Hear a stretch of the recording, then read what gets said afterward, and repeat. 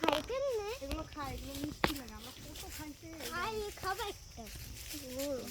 কি পরিমাণে ডুমুর হয়েছে। একটা খাবা? কে কে খাইছেন এই ডুমুর ছোটবেলা? এই ফলটা মাশাআল্লাহ, মানে এমন ভাবে হইছে।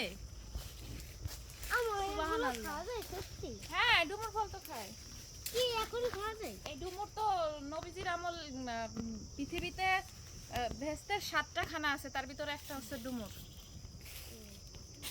মধু। মধু তো আমাদের কাঁঠাল আছে কয়টা দেখি? কাঁঠাল